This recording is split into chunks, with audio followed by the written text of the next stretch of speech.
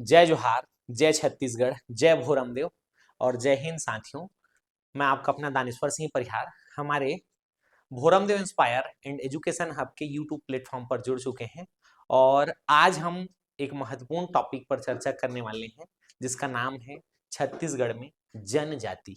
ठीक है, तो जनजाति जो शब्द है हम जैसा कि आज चर्चा करेंगे जनजाति। ठीक है, इसी को आदिवासी भी कह देते हैं, अलग अलग। तो यहाँ पर जन का समूह जो है वो जनजाति है और आदिकाल से इस धरती में निवास करने के कारण इनको क्या कह दिया गया है, आदिवासी कह दिया गया है। तो भाई वैसे तो जो छत्तीसगढ़ है वो जनजातियों की भूमि है वास्तविक तौर पे देखें तो, और इस दुनिया में भी जो है अगर जो समुदाय मानव समूह जो पनपा है वो एक जनजाति समुदाय ही था। क्योंकि अगर हम सामान्य तौर पे देखें तो ऐसा मानव समुदाय जो जंगलों में निवास करता है मुख्य तौर पे और आज भी जो है अपनी सांस्कृतिक, सामाजिक, धार्मिक, आर्थिक इत्यादि जो मान्यताएं हैं उनको संजोए रखने का कार्य कर रहा है, अभी भी वो समाज की मुख्य धारा से जुड़ने में संकोच महसूस कर रहा है। ठीक है, ये सामान्यतः जनजाति के परिचय में हम लोग देखते हैं, लेकिन इसका तात्पर्य यह नहीं है कि ऐसा कह देने से कि जनजाति वर्ग जो है जंगलों में निवास करता है तो वो शहर में निवास नहीं करेगा, मैदानी भाग में निवास नहीं करेगा। भाई वो विकास की जो धारा है उससे जो है जुड़ते जाएंगे और है नहीं, बदलाव होगा इसमें। तो हम ये नहीं कह सकते हैं कि वो जनजाति समुदाय नहीं है, कि ऐसा नहीं है कि मात्र जंगल में जो है बर्छी भाला लेके चेहरों पर जो है अजीब सा रंग पोत कर आपको लगेगा कि वही जो है जनजाति समुदाय। वो आपको जो है फिल्मों में जो दिखाया जाता है और वास्तविक जीवन है उसमें अंतर होता है नहीं। तो भाई जनजाति क्या है? जनजाति जो समुदाय है वो असल में प्रकृति से जुड़े हुए वो लोग हैं, है नहीं। हम अभी मॉडर्न युग में जी रहे हैं, इस मॉडर्न युग में आप देख रहे हैं कि इतना ज्यादा जो है एक्सपेक्टेशन, आकांक्षाएं बढ़ गई हैं लोगों का, लेकिन उसमें भी जनजाति समुदाय, उसको अगर आप देखो, उनसे सीखो आप। आज युवक युवती परिचय सम्मेलन रखते हैं हर एक समाज में, जिसमें सामाजिक तौर तरीकों को सीखने का कम और ज्यादातर जो है युवक युवतियों के लिए दाम्पत्य ढूंढने का काम जो है किया जाता है अलग अलग समाजों में, जिसमें खुद का लड़का चपरासी बनने योग्य ना हो लेकिन दामाद जो है सरकारी नौकरी वाला चाहिए लोगों को। लेकिन जनजाति वर्ग में आप देखिए, सीखिए इनसे। घोटुल इनका जो है युवा गृह है, या अन्य जनजातियों में अलग अलग आप धूम कोरिया देखिए, गीतू ओना देखिए, तो यहाँ पर मनचाहे जीवन साथी चयन कर रहे हैं, अपने कला संस्कृति को संजो रहे हैं, अपने धार्मिक मान्यताओं को वहां पर सीख रहे हैं, नाचते नाचते जीवन साथी का चयन कर रहे हैं। ठीक, तो ये क्या है, जनजाति वर्ग जो है अगर सोच की दृष्टि से देखें तो वो आगे है नहीं। तो उन्हीं कला संस्कृतियों को, उनकी रीति रिवाजों को, उनकी धार्मिक मान्यताओं को हम समझते चलेंगे और फिर मैं अब आगे चर्चा बढ़ाते हुए, जैसा कि ठक्कर बापा ने असल में आदि युग से जो है इस धरती पर निवास करने वाला मानव समूह कहकर इनको आदिवासी शब्द से संबोधित किया था। इसके अलावा जनजाति शब्द को आगे चलकर संवैधानिक रूप में अनुसूचित जनजाति के रूप में मान्यता मिली, जिसको शेड्यूल ट्राइबल कास्ट के रूप में भी परिभाषित कर देते हैं, है ना।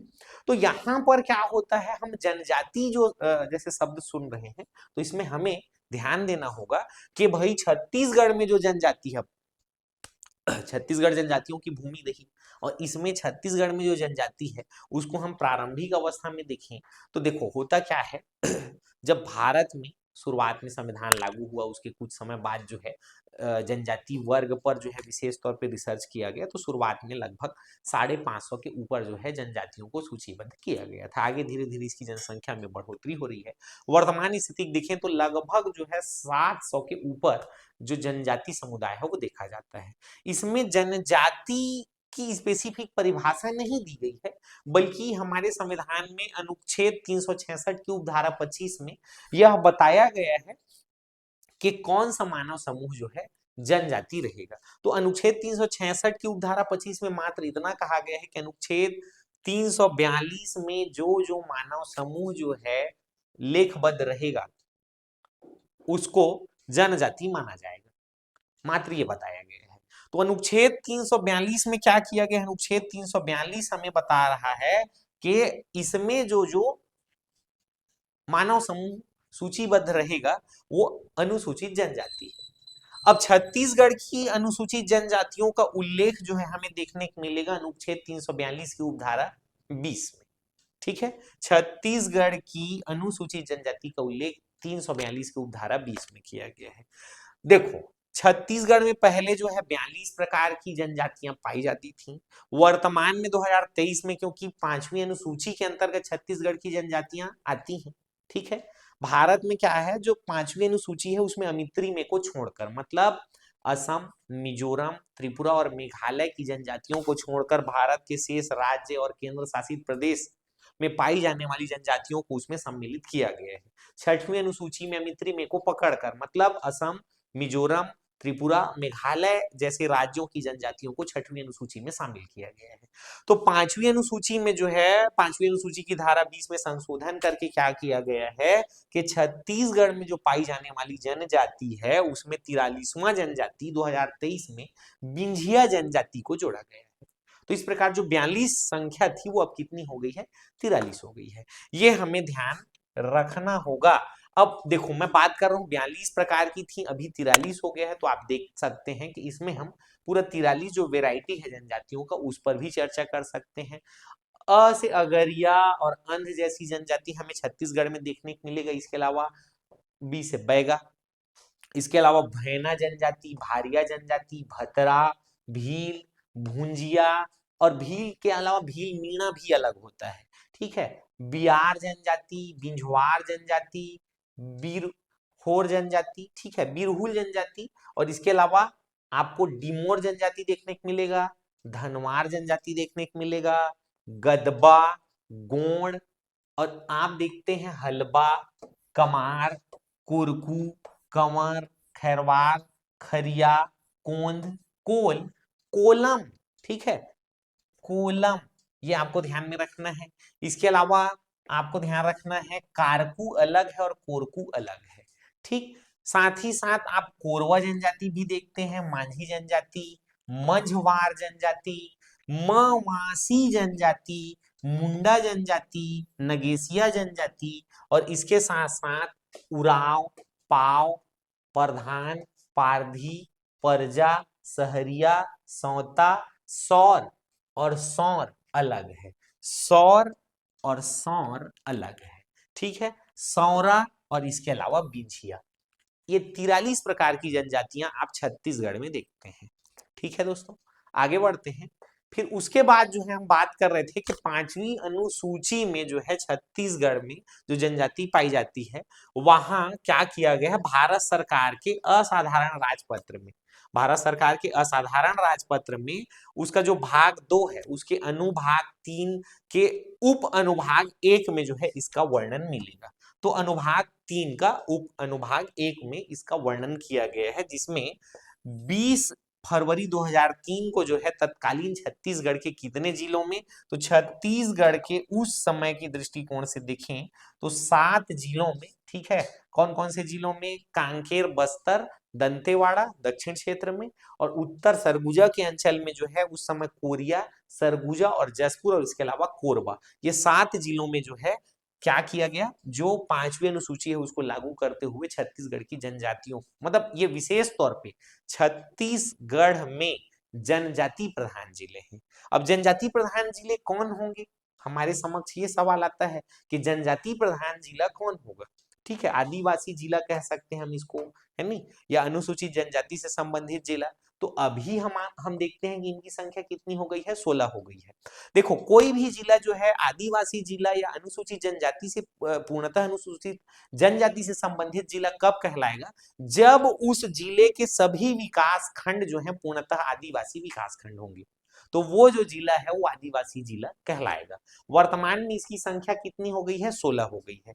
कैसे 16 हो गई है, तो हमें ध्यान देना होगा कि होता क्या है, आदिवासी जिलों की संख्या 16 इस कारण है क्योंकि अब बाद में क्या हुआ, सरगुजा संभाग के क्षेत्र में जो सरगुजा है उससे बना सूरजपुर और बलरामपुर, और इसके अलावा कोरिया से बना हमारा मनेन्द्रगढ़, चिरमिरी, भरतपुर जिला।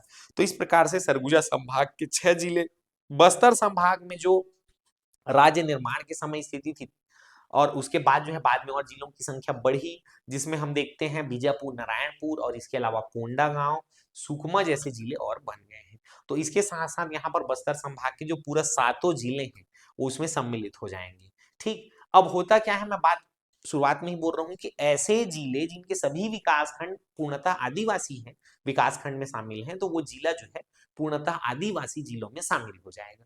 तो इसी के साथ इसी कड़ी में क्या होता है कि भाई 2020 में गौरेला, पेंड्रा, मरवाही जो कि बिलासपुर से अलग होता है, तो यहाँ पर गौरेला, पेंड्रा, मरवाही के तीनों जो विकास खंड है वो पूर्णतः आदिवासी विकास खंड है, वो आ जाएगा। कोरबा पहले से ही था 2003 में ही।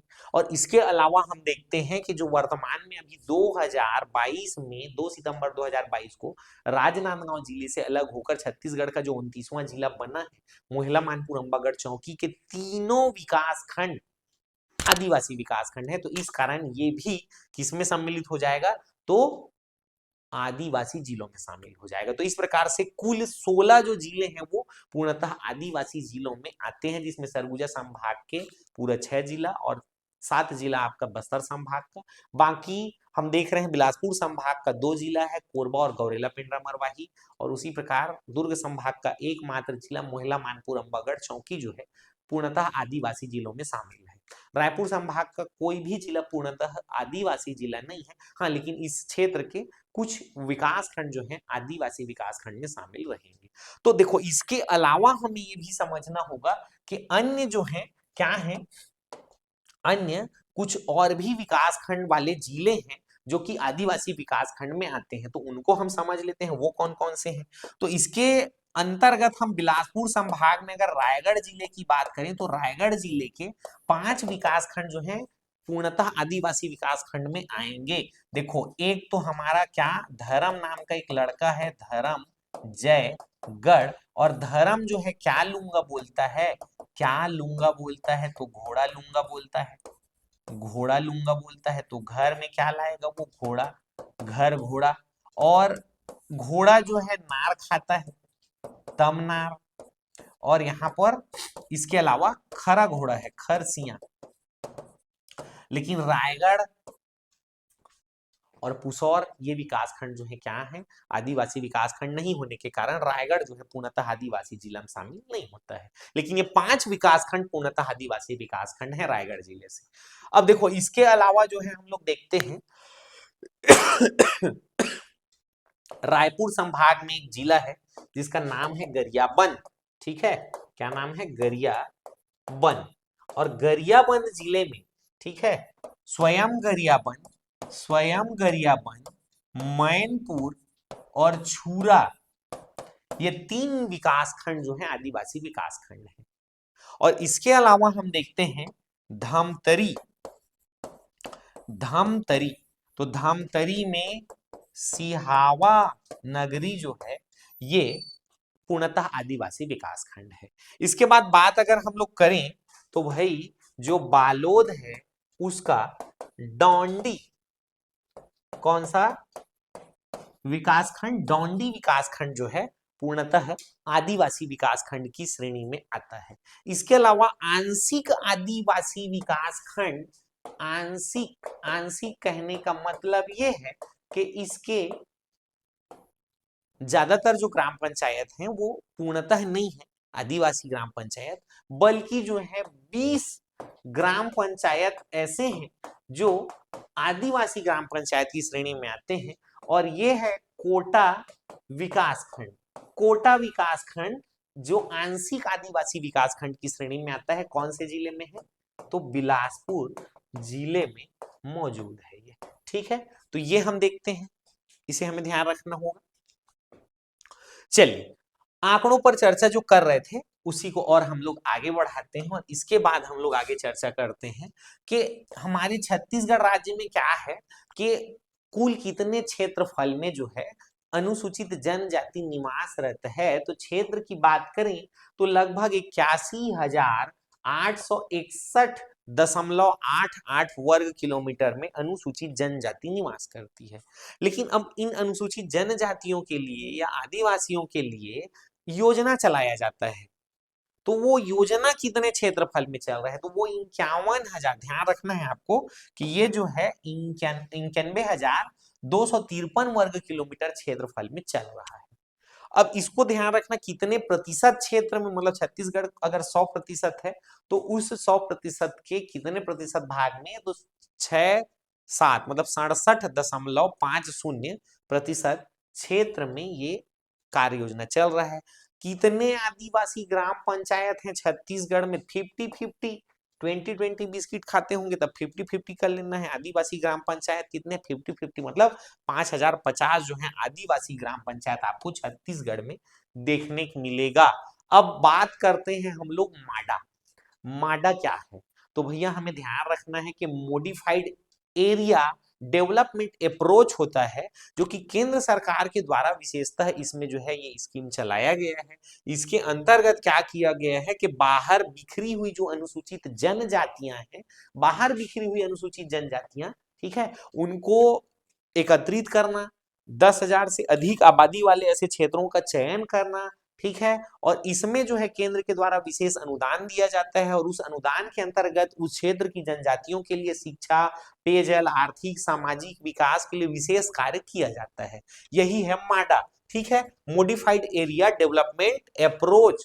तो इसके अंतर्गत छत्तीसगढ़ के कितने क्षेत्रों का चयन हुआ है? तो कुल 9 क्षेत्रों का चयन हुआ है, जिसके अंतर्गत बलौदाबाजार और मतलब यहाँ पर ध्यान देना है, धमतरी जो जिला है उसका गंगरेल क्षेत्र, महासमुंद 1, महासमुंद 2, ये 2 चयन हुआ है महासमुंद में, मतलब महासमुंद का 2 स्पेसिफिक एरिया कैप्चर किया गया है इसमें, तो महासमुंद 1 और महासमुंद 2 कर देते हैं।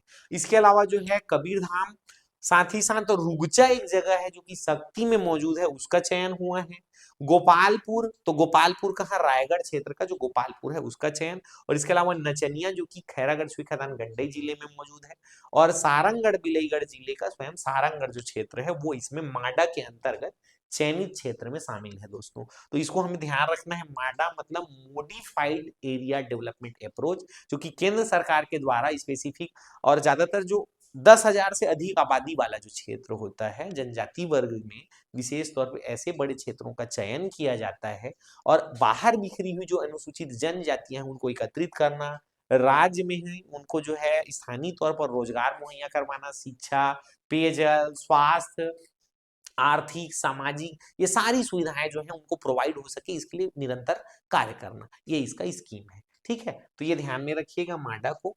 अब इसके बाद अलावा जो है माडा के अलावा लघु अंचल के क्षेत्र में 2 जगह का चयन, मतलब माडा में 10,000 के आसपास की आबादी को चुन रहे हैं, तो इसमें उससे कम अगर हो जाता है तो लघु अंचल के अंतर्गत 2 क्षेत्रों का चयन हुआ है, जिसमें बलौदाबाजार जिले का कौन सा? धूरी बांधा, और खैरागढ़ छुई खदान गंडई का जो है हम देखते हैं बछेरा भाठा नामक जो स्थान है उसका चयन होता है भाई। ठीक, तो ये दोनों चीजों को हमें ध्यान में रखना होगा। आगे बढ़ते हैं, उसके पश्चात जो है हम देखते हैं छत्तीसगढ़ की जनजातियों में कुछ विशेष बातें हैं जो सीधा डायरेक्ट एग्जाम में आपका पूछा हुआ है कूट में, है नहीं? तो आप इस पर विशेष ध्यान देना कि छत्तीसगढ़ की जनजातियां क्या मातृसत्तात्मक हैं, पितृसत्तात्मक हैं? मतलब पितृसत्तात्मक हैं, लेकिन यहाँ पर विशेष ये बात और है कि भाई पितृसत्तात्मक जरूर है, लेकिन प्रश्न पूछा था कि स्त्रियों की दशा कैसी है, तो स्त्रियों की दशा अच्छी है भाई, ठीक है, दयनीय नहीं है, अच्छी है, ये हमें ध्यान रखना है। साथ ही साथ अब अनेक देवी देवता पूजा करते हैं, तो प्रकृति रूपी अनेक देवी देवता पूजा करते हैं, ठीक है।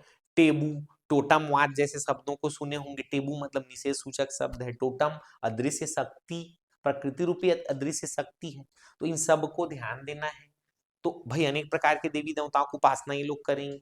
शिकार पर जीवन यापन कई जनजातियां करती हैं, पारधी ये पाले वो पार कर दी, करिया पक्षी शिकार करत है नहीं, ठीक है, काले पक्षियों को मारकर खाने वाली जनजाति पारधी जनजाति। तो शिकार पर जीवन यापन कुछ जनजातियां करती हैं, बिल्कुल करती हैं, हम इसको मान सकते हैं। इसके अलावा छत्तीसगढ़ में उत्तर और दक्षिण भाग में भाई जहां जहां ज्यादा जंगल रहेगा वहां वहां जनजाति वर्ग ज्यादा देखने को मिलेगा आपको। हम शुरुआत में ही बात कर रहे हैं कि वनों में जंगलों में निवास ज्यादातर करती हैं जनजातियां, लेकिन मैं फिर बार बार बोल रहा हूँ कि इसका मतलब ये नहीं है कि मैदानी क्षेत्र में जो रह रहे हैं वो जनजाति नहीं, भाई वो समाज की मुख्य धारा जुड़ते जा रहे हैं। क्लियर बात है नहीं? तो ये ज्यादातर वहां होगा। गण चिन्ह इनमें विशेष रहता है। गण चिन्ह मतलब भाई अलग अलग जो है नाम दे देते हैं, और ज्यादातर पशु पक्षी या प्रकृति से जुड़े हुए लोग हैं। जैसे मैं उदाहरण में कई बार बताने की कोशिश करता हूँ कि मान लो उराव जनजाति जो है, जैसे तो उराव जनजाति में अनेक सरनेम लिखते हैं, मतलब जैसे टोप्पो लिख दिए, एक्का लिख दिए, तो मान लो एक्का एक्का मतलब कछुआ प्रतीक है इनका, है नहीं, कछुआ होता है उसका।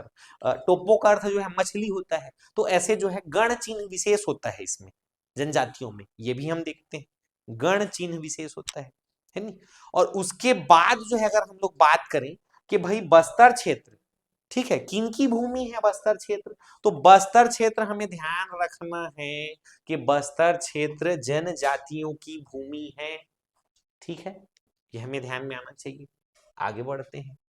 अब यहां पर आपको ध्यान रखना होगा कि देश का 15वां आदिम जाति अनुसंधान एवं प्रशिक्षण संस्थान, तो देश का 15वां आदिम जाति अनुसंधान एवं प्रशिक्षण संस्थान रायपुर में कब, तो 2 सितंबर 2004 को खोला गया है।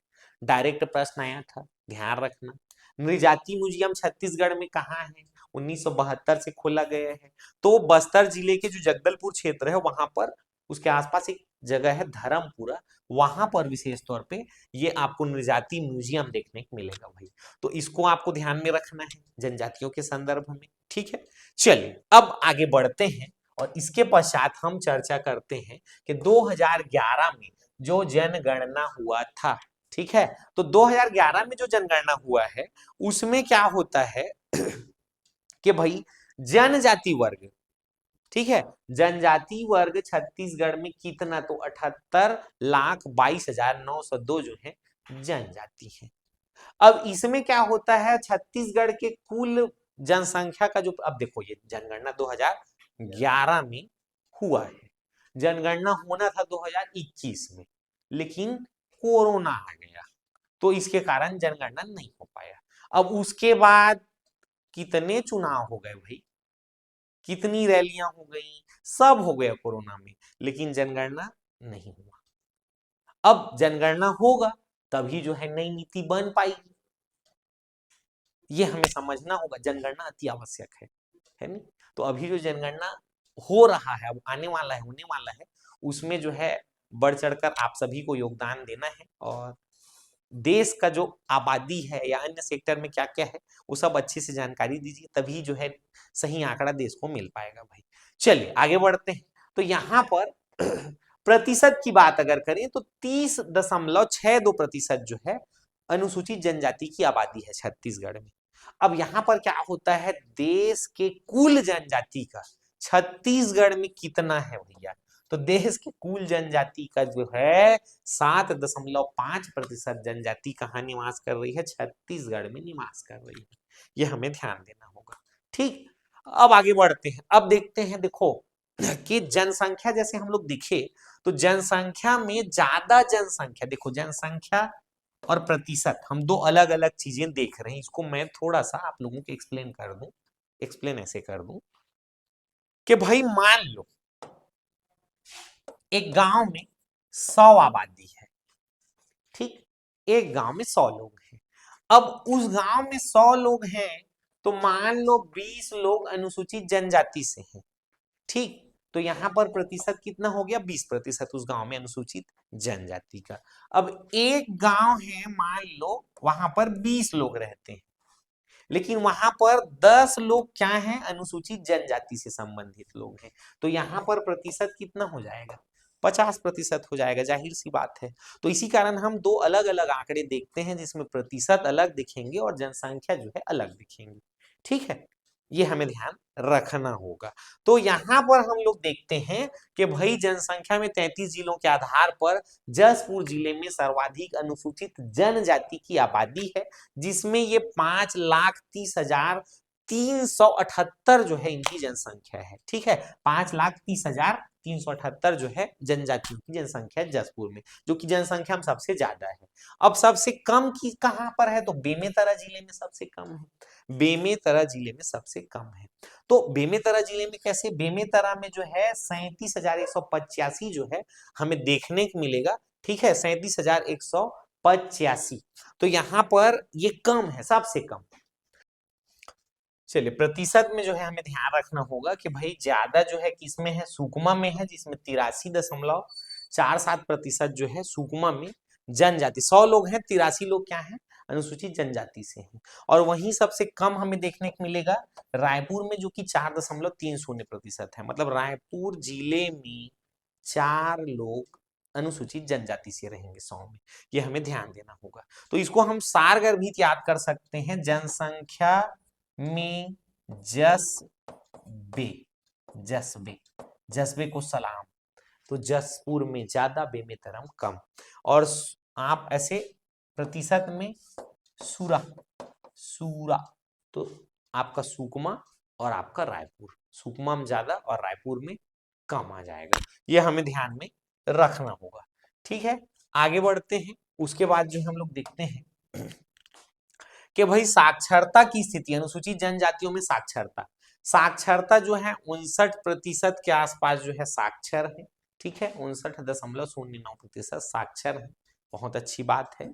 जिसमें ज्यादा जो है कहाँ है अनुसूचित जनजातियों में साक्षरता, तो भाई बालोद जिले की अनुसूचित जनजातियों में सबसे ज्यादा हमें साक्षरता देखने को मिलेगा, जो कि 77% के ऊपर है। कम कहाँ है, सुकमा में है, जो कि 28% के आसपास जो है शिक्षित हैं। तो यहाँ पर इस चीज को ध्यान में रखना होगा। ठीक है, बालोद में ज्यादा और सुकमा में कम है। वहीं महिलाओं में साक्षरता कितना है, तो भाई 48% के आसपास, और पुरुषों में जो है हमें देखने को मिलेगा कि 69% के आसपास जो है पुरुष शिक्षित है। यहाँ पर जनसंख्या में अगर हम सबसे ज्यादा शिक्षित जनजाति को देखें, तो यहाँ ध्यान देना होगा, जनसंख्या में सबसे ज्यादा शिक्षित जनजाति है उराव जनजाति। लेकिन प्रतिशत के आधार पर सबसे ज्यादा शिक्षित जनजाति है हलवा जनजाति, जो कि 76% के आसपास शिक्षित मानी जाती है। सौता जो जनजाति है ये लगभग 33% जो है शिक्षित है, जो कि सबसे कम शिक्षित जनजाति के रूप में देखी जाती है। ठीक है, तो इस प्रकार से जनसंख्या में सबसे ज्यादा शिक्षित जनजाति उराव जनजाति है, प्रतिशत में हलबा जनजाति है साक्षरता के दृष्टिकोण से, और अगर साक्षरता के ही दृष्टिकोण से हम बात करें कम, चाहे वो जनसंख्या में हो कि प्रतिशत में हो, सौता है, जो कि 33% के आसपास हमें देखने को मिलेगा। ठीक है, ये हमें ध्यान में रखना होगा। कौन सी ऐसी जनजाति है जो सर्वाधिक धर्मांतरण की और इसके अलावा जो है शिक्षित भी हुई है, तो हमें ध्यान रखना होगा उराव जनजाति ऐसी जनजाति है जिसने सर्वाधिक जो है धर्मांतरण किया है, लेकिन शिक्षा के क्षेत्र में भी इनका विशिष्ट योगदान है, यहाँ पे दिख रहा है। जनसंख्या साक्षरता के दृष्टिकोण से सर्वाधिक जनसंख्या में कौन सी जनजाति है, उराव जनजाति है। ये बात हमें नहीं भूलना है नहीं? चलिए आगे बढ़ते हैं। उसके बाद बात करें लिंगानुपात का, तो भैया होता क्या है, एक विशेष क्षेत्र में अगर 1000 पुरुषों पर जो है नी कितनी महिलाएं हैं उसका काउंटेशन जब करते हैं, तो इसमें हमें देखने को मिलेगा कि जनजातियों में लिंगानुपात ठीक ठाक है। 1000 पुरुषों पर 1020 महिलाएं, ये हमें नहीं भूलना चाहिए। जिसमें क्या हो रहा है, जो दंतेवाड़ा है ना, यहाँ पर सर्वाधिक लिंगानुपात है जनजाति वर्ग में। जो दंतेवाड़ा जिला है वहां पर सर्वाधिक लिंगानुपात 1067, 1000 पुरुषों पर 1067 महिलाएं हैं। तो वहीं रायपुर में जो है लिंगानुपात, देखो मैं शुरू से बोल रहा हूँ ना कि ज्यादा आधुनिकता, ज्यादा पढ़े लिखे लोग ही गलती कर रहे हैं। यहाँ पर आप देखिए लिंगानुपात को दंतेवाड़ा में 1067, और जबकि रायपुर में क्या है 974। अंतर साफ दिख रहा है आपको, है नहीं? ठीक, चलिए आगे बढ़ते हैं। उसके बाद बात करते हैं देखो जनजाति वर्ग जो छत्तीसगढ़ में है उसमें सर्वाधिक कौन सी जनजाति है, तो हमें ध्यान रखना होगा छत्तीसगढ़ में सबसे ज्यादा जनजाति है कौन सी जनजाति की जनसंख्या है, गोंड जनजाति की जनसंख्या आपको देखने को मिलेगा। कितना? 55%। तो भाई 42,97,000 के आसपास जो है ये जनजाति छत्तीसगढ़ में रहती है। ठीक, उसके बाद दूसरा है हल्बा जनजाति जो कि 4% के आसपास कुल जनजाति का 4%, जिसमें 3.5 लाख के ऊपर है। उराव जनजाति 2.1% जो कि 2 लाख के ऊपर आपको देखने को मिलेगा। इसके अलावा सांवरा जो जनजाति है वो भी 2.1 मतलब ये 2 लाख के ये भी ऊपर आपको देखने को मिलेगा। ठीक है, तो ये आप देखेंगे कि इसको गोंड जनजाति सबसे ज्यादा है और सबसे कम कौन सी जनजाति छत्तीसगढ़ में निवासरत है, तो छत्तीसगढ़ में सबसे कम जनसंख्या है सोर का। कौन सी जनजाति का? सोर जनजाति का। मात्र कितना? 17, खतरे में है 17। और इसके अलावा आप देख रहे हैं अंध जनजाति जो कि 21 है, कोरकू 22 मात्र। ठीक है, तो ये स्थिति है इस जनजाति की भाई, है नहीं, इसको हमें ध्यान में रखना होगा दोस्तों। ठीक है, यहाँ पे एक चीज और आपको बताना है, वो है हमारा कि शहीद वीर नारायण सिंह स्मारक सह जनजाति स्वतंत्रता संग्राम सेनानी संग्रहालय जो है नया रायपुर के सेक्टर 24 में बनाया गया है। लगभग जो है 9 एकड़ 9.75 एकड़ में जो है ये फैला हुआ है और लगभग 50 करोड़ के लागत से इसको बनाया गया है। उद्देश्य क्या है, तो भैया इसमें जो जनजाति विद्रोह हुए हैं, जनजाति वर्ग का स्वतंत्रता के क्षेत्र में क्या योगदान रहा है, इसको बताने के लिए स्पेसिफिक जो है शहीद वीर नारायण सिंह स्मारक सह जनजाति स्वतंत्रता संग्राम सेनानी संग्रहालय बनाया गया है। इसका उद्घाटन छत्तीसगढ़ राज्य के 25वें स्थापना दिवस पर प्रधानमंत्री नरेंद्र मोदी जी के द्वारा किया गया है। ठीक है, तो 1 नवंबर सन 2025 को ये हमें ध्यान में रखना है। ठीक, आशा करता हूं वीडियो में आप लोग अंत तक बने रहे होंगे। आज की जो जानकारी है वो आंकड़ों से भरी थी और साथ ही साथ मैंने जनजाति का एक सामान्य परिचय देने का प्रयास किया है। आने वाले वीडियो में हम लोग विशेष पिछड़ी जनजाति, भाषा के आधार पर जो है जनजाति का कैसे विभाजन किया गया है, हम कैसे आकलन लगाएं कि कौन सी जनजाति कौन से क्षेत्र में निवास कर रही है, इन सभी बातों को एक एक करके कड़ी से कड़ी जोड़ते हुए मैं लेकर आऊंगा। और वीडियो में अंत तक बने रहने के लिए आप सभी का धन्यवाद। और मुझे पता है आप वीडियो को देखने के बाद यहाँ जो दिख रहा है उसको ऐसे दबा देंगे। ठीक है, और ज़्यादा से ज़्यादा शेयर, लाइक और सब्सक्राइब करेंगे। इसी के साथ साथ अब मैं अपनी वाणी और भाखा को सूरता और विराम दे रहा हूँ। जय जोहार, जय छत्तीसगढ़, जय भोरमदेव, जय हिंद साथियों।